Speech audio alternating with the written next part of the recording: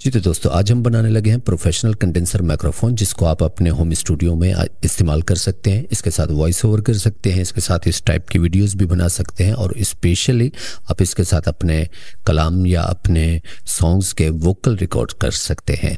सबसे पहले मैं आपको इसका एक छोटा सा ऑडियो सैंपल सुना देता हूँ जो हमने इससे रिकॉर्ड किया था, और उसके बाद आपको बताते हैं स्टेप बाय स्टेप कि इसको कैसे बनाना है। घर अब्दुल्ला सैदे नबी वारो वार आए, देवण मुबारक सै को सारे बेशुमार आए। इसके लिए जो सबसे पहली चीज़ बहुत ज़रूरी होती है वो होती है इसकी मेटल केसिंग। याद रखिए, कभी भी कंडेंसर माइक्रोफोन आप किसी प्लास्टिक के अंदर नहीं बना सकते। कंडेंसर माइक्रोफोन के लिए हमेशा आपको एक मेटल केसिंग चाहिए होती है, या माइक की बॉडी आप जिसे कह सकते हैं, लेकिन वो मेटल की होना बहुत ज़रूरी है। और उसकी ग्राउंड के वायर को उसकी बॉडी के साथ अटैच किया जाता है ताकि उसके ऊपर एक शील्ड बन जाए, जिससे इसका नॉइज़ बिल्कुल ही कम हो जाता है। अगर ये शील्डिंग ना की जाए तो इसके अंदर बहुत ज़्यादा नॉइज़ आता है। इसका सबसे सस्ता और आसान सा सोल्यूशन ये है कि आप BM-800 ले लीजिए, जो मार्केट में 2-3 हज़ार रुपये में नॉर्मली मिल जाता है, और उसके अंदर की जो सारी चीज़ें हैं वो निकाल दीजिए और उसकी केसिंग को इस्तेमाल कीजिए। तो जो प्रोजेक्ट मैं आपको बताने लगा हूँ, इसके अंदर हम BM-800 की ही केसिंग इस्तेमाल करने लगे हैं। दूसरी और मोस्ट इम्पॉर्टेंट चीज़, इसके अंदर कैप्सूल का साइज़ होता है। BM-800 के अंदर नॉर्मली 16 मिलीमीटर तक का कैप्सूल लगा हुआ होता है, लेकिन प्रोफेशनल माइक्रोफोन्स के अंदर जो कैप्सूल का साइज़ होता है वो बहुत बड़ा होता है। वो तकरीबन 25 मिलीमीटर से लेकर 34 मिलीमीटर तक, यानी 34 mm तक का होता है। अभी जो हम इस्तेमाल करने लगे वो 25 मिलीमीटर का है, और ऑडियो टेक्निका 80-20-20 के अंदर भी यही कैप्सूल यूज़ किया जाता है। बहुत ही प्रोफेशनल किस्म का साउंड करता है।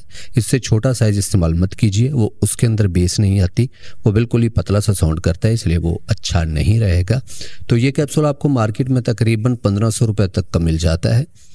ये मैं इस वक्त पाकिस्तान की बात कर रहा हूँ। इंडिया में या दूसरे मुल्कों में इसके प्राइस क्या है मुझे नहीं पता।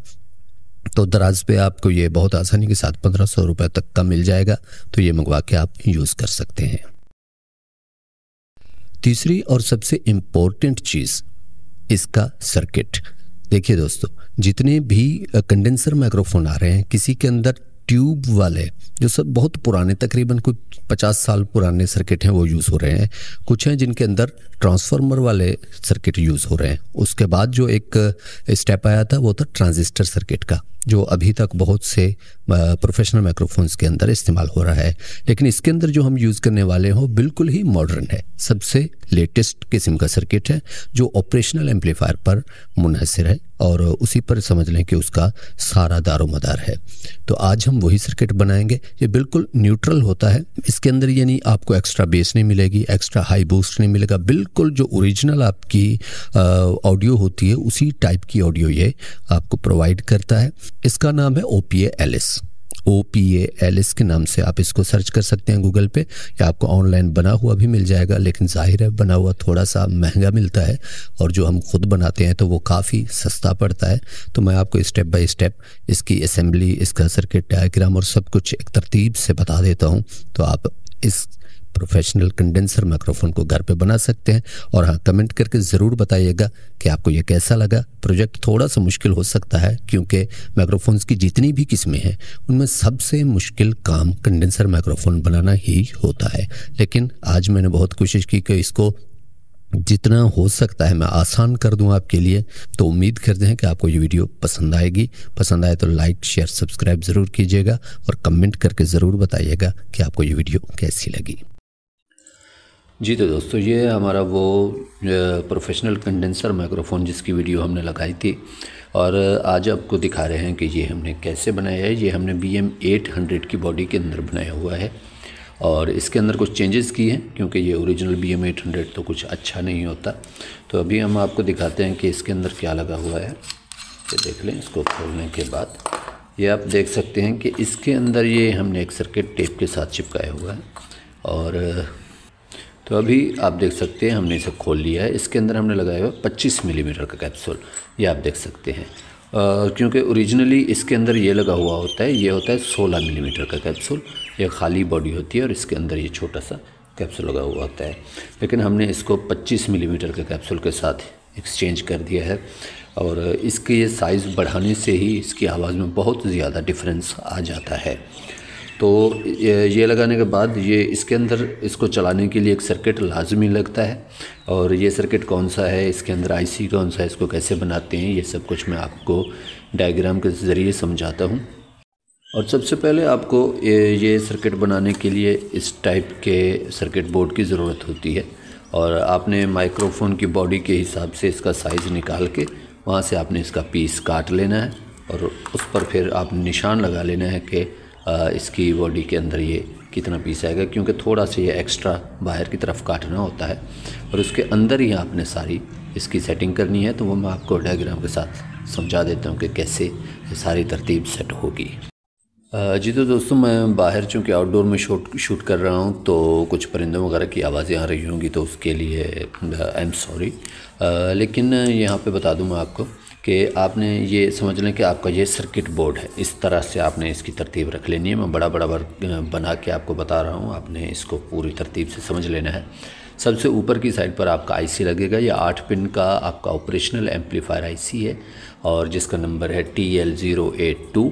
आप कोई सा भी आईसी यूज़ कर सकते हैं, लेकिन उसकी ये एक शर्त होती है कि ये JFET इनपुट के साथ होना चाहिए। नॉर्मल जो ऑपरेशनल एम्पलीफायर होते हैं उनके अंदर JFET नहीं होता, उसके अंदर NPN चैनल वगैरह होते हैं। तो ये आपने JFET चैनल का कोई सा भी आईसी ले लेना, लेकिन बेहतर है कि आप यही वैल्यू ले लें TL082।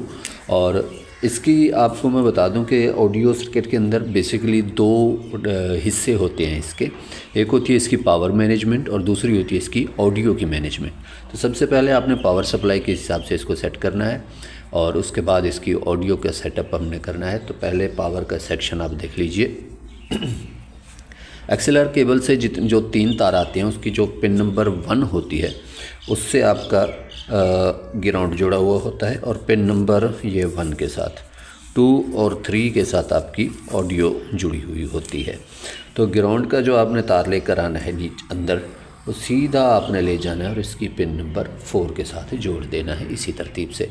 ये आपके आईसी के अंदर एक निशान होता है उसकी ऊपर की साइड पर, ये आपने इसी तरह ऊपर की साइड पर रखना है और ये साइड आपकी माइक्रोफोन से लगेगी, यानी ऊपर जो कैप्सूल लगा हुआ है उसकी साइड पर ये साइड आपने रखनी है और ये माइक के नीचे का हिस्सा है।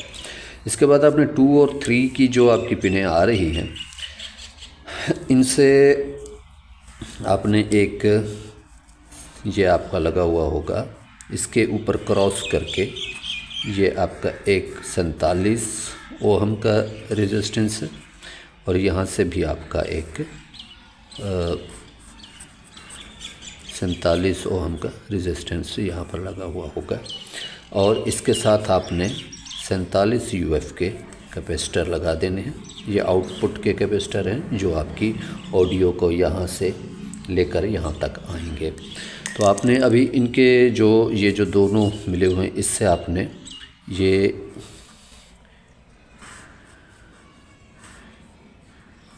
2.2 किलो ओहम का रेजिस्टेंस है, 2.2 के का, और ये भी 2.2 के का रेजिस्टेंस है। इन दोनों को मिला के आपने यहाँ पे सेंटर पॉइंट बना लेना है।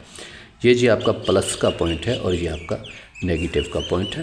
तो यहाँ पर आपने एक फ़िल्टर कैपेसिटर लगा देना है 47 UF का, ये 47 UF और 50 वोल्ट का होगा।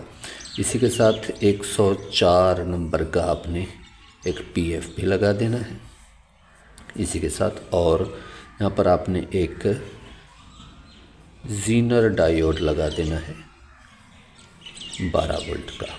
ये आपका फ़िल्टर हो जाएगा और आपने इस प्लस का जो पॉइंट है इससे आपने यूँ निकाल लेना है 220 ओहम का एक रेजिस्टेंस और इसके साथ आपने ले जाकर इसको इस पिन के साथ जोड़ देना है।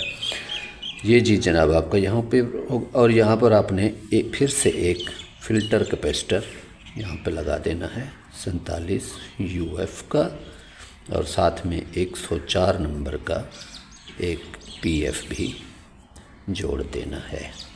इसके बाद आपने ये तो आपकी प्लस की और माइनस की हो गई, लेकिन आपकी जो ये पिन है ये आपकी ग्राउंड के साथ जुड़ती है, तो आपने यहाँ पे ग्राउंड बनाना है। यहाँ से आपने 47K का एक रेजिस्टेंस ग्राउंड से लेना है और यहाँ से आपने एक 47K का रेजिस्टेंस आपने प्लस की साइड से लेना है। दोनों को मिलाकर यहाँ पे सेंटर पॉइंट बना लेना है और यहाँ पर भी आपने 47 UF का एक कैपेसिटर आपने फ़िल्टर कैपेसिटर लगाना है और इस पिन को आपने इस पिन के साथ जोड़ देना है। ये जी आपकी पावर मैनेजमेंट पूरी हो जाएगी। काफ़ी कॉम्प्लिकेटेड लगती है, लेकिन जब आप एक तरतीब से बनाना शुरू कर देंगे तो आसानी के साथ बन जाएगी। अब आते हैं हम ऑडियो की साइड पर। ये आपने इन दोनों पिनों को आपस में मिला लेना है। सबसे पहले इस साइड की ये दोनों पिन आपस में शॉर्ट कर देनी है और यहाँ से आपने ये तार लेकर आना है सीधा आपने इस कैपेसिटर में, ये आउटपुट जाएगा। इधर से आपने इन दोनों पिनों को आपस में 2.2K के रेजिस्टेंस के साथ यहाँ पे मिला लेना है और यहाँ से भी आपने ये दूसरी पिन के से एक आउटपुट लेकर आना है जो आपने इस कैपेसिटर के साथ जोड़ देना है। इन दोनों पिनों से आपकी आवाज़ बाहर जाएगी। अभी आपका आ गया माइक्रोफोन का कैप्सूल। कैप्सूल के एक सेंटर से पिन निकलती है, एक उसकी बॉडी से निकलती है। तो सेंटर वाली पिन को आपने ले जाकर इसके साथ क्रॉस करके इसमें लगा देना है और जो उसकी केसिंग से आती है उसको आपने इस पिन के साथ जोड़ देना है।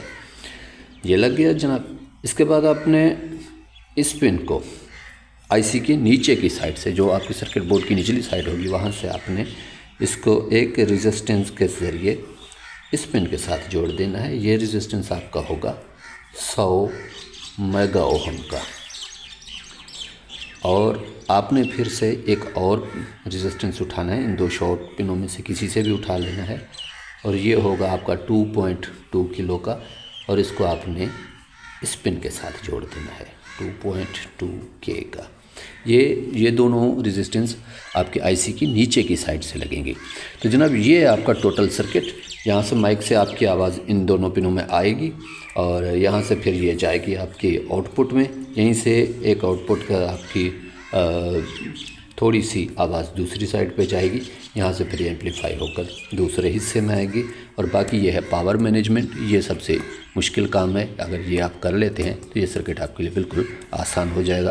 कोई प्रॉब्लम नहीं है, बिल्कुल अच्छे तरीके से आप इसे बहुत सहूलियत के साथ बना सकते हैं।